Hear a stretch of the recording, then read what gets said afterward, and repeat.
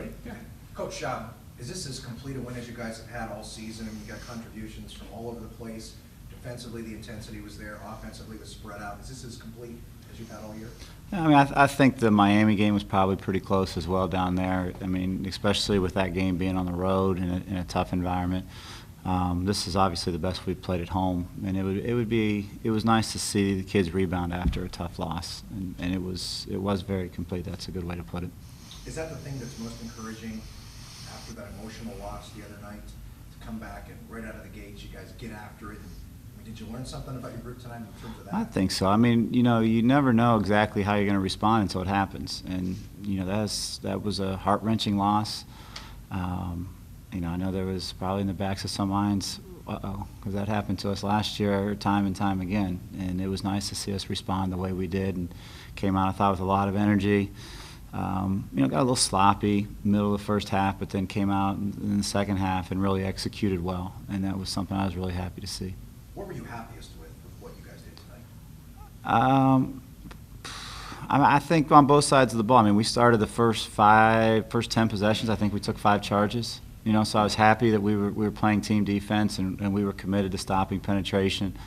I was happy to see people make shots. Obviously we shot the ball miserably, and both at Northern Kentucky and then even Miami we didn't shoot it great, just good enough to win. So it was nice to see us get back on track and hit shots, because these kids have been shooting the ball all year. I mean, they've been shooting it well in practice, so it's nice to see some carryover and some shots go in a game setting.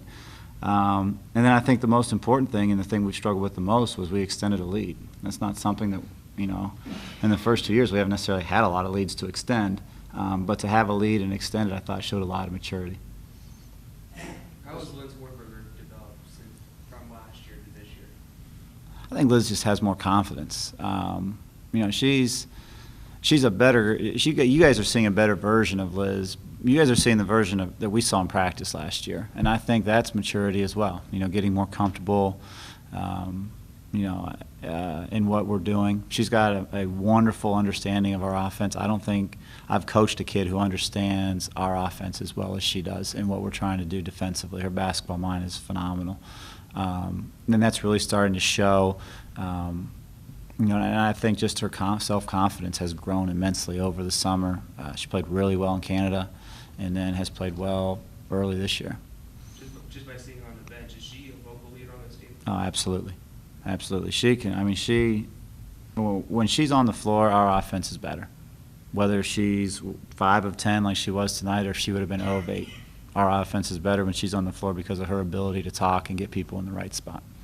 It's only the second time in this program's history that you've had 5 wins in November. Is that something, I know how you are as a coach, you're never going to be complacent with your accomplishments. So what's the one thing that you're going to harp on at practice this week that you could do better at?